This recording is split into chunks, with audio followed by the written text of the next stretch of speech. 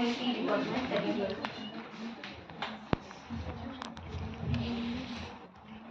Right, we will notify when you cross the time limit. Certainly, how to finish. So, good morning, teachers and my dear friends. Today we are going to be speaking about Internet of Things. I'm Sneha Kannan. I'm Subashri from EC second year.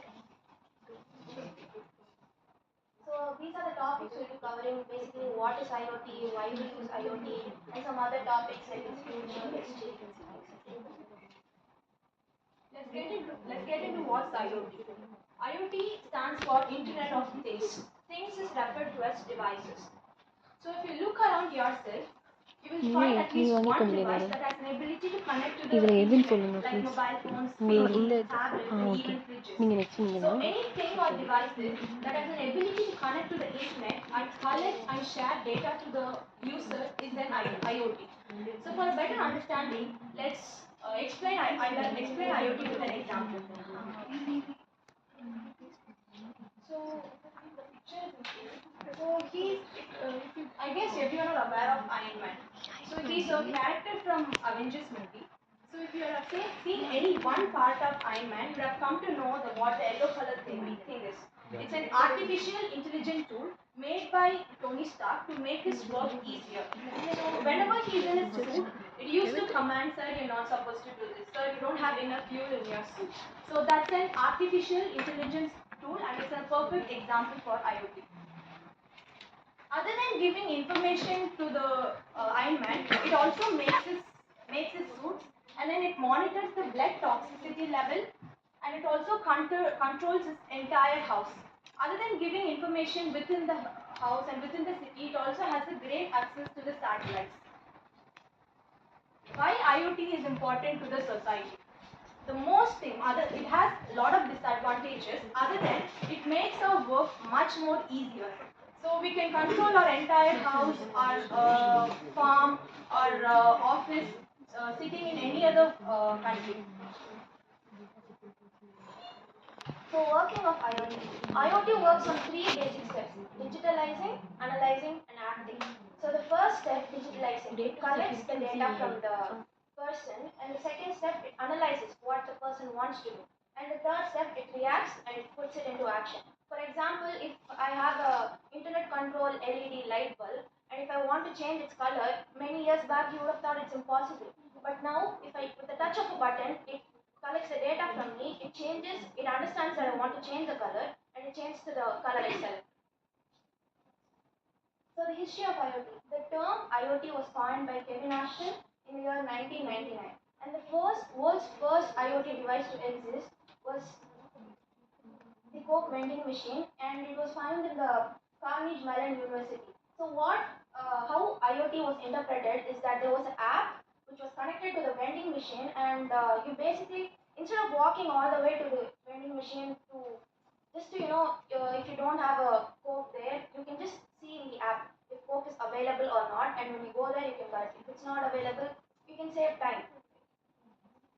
So this is the evolution of IoT. So starting with telegraph. Telegraph is basically a long distance messaging. So if you send a message here, it reaches long distance. Many years back, it was a big thing. And then later it went to M2M applications, machine to machine. And after a century, we talked about the vending machine in the last slide.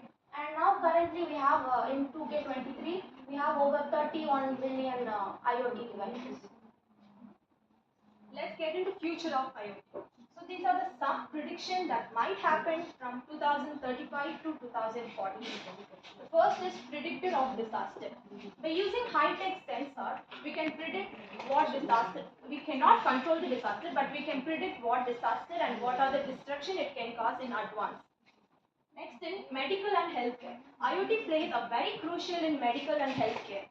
Like using IoT, we can invent devices which are capable of producing antidotes for several diseases. Agriculture. So using IoT, we can create an entire smart agriculture like a smart city. So we can use drone technologies in IoT. Then transport system. With IoT, we can create a smart traffic system which could reduce road accidents and traffic jams. Smart space technology. So So recently we are enjoying with the success of Chandrayaan-3 landing in the South Pole Moon. So ISRO scientists are telling that they have adapted the new technology and they're telling AI and IoT is a part that they have used for the soft landing purpose. Applications of IoT. So there are several applications of IoT. These are the some that are currently in the use. So let's take smart farming as an example. This is how smart farming looks like. Like we can control entire farm using a single screen. Drone-based uses. We can spray fertilizers and seeds. Like drones have reservoirs on their legs, so it can be filled with fertilizers and seeds that can spread all over the land. Also, drones have camera that can examine the flaws in the farm and it can also tell the soil health.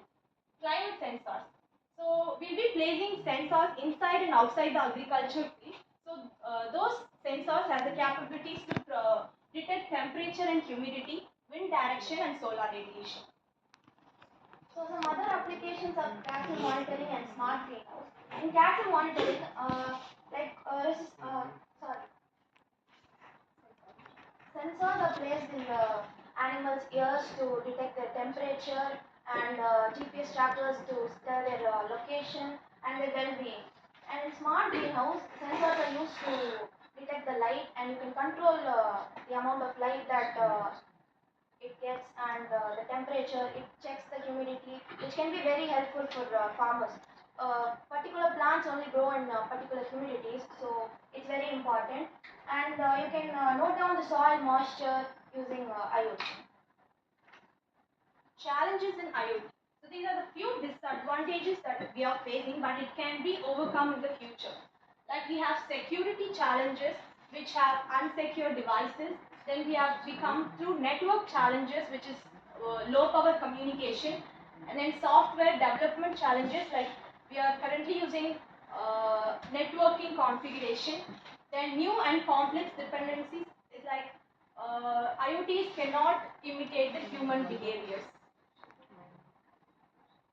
Advantages, there are many advantages, and one thing is that data, there is no restriction to data, so you can have a lot of storage using IoT, and it is very safe. Everyone has heard about encryption these days, right? So that is an advantage of IoT, and it can improve security, enhance data, and you can use it from your device anywhere at any time. So those are the advantages. So we'd like to conclude by saying that even though IoT is complex and it's no doubt that hacking still exists, so there are some risks, but it's still evolving and it's necessary for the development in businesses and the overall livelihood of the people.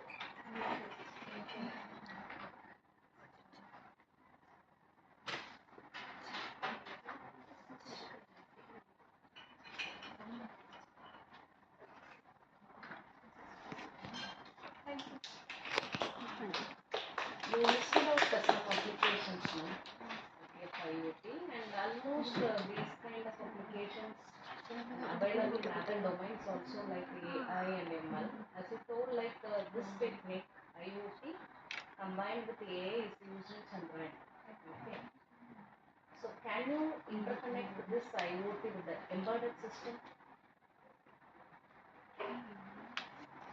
Is it possible? And you told me like some agricultural applications also there, smart agricultural system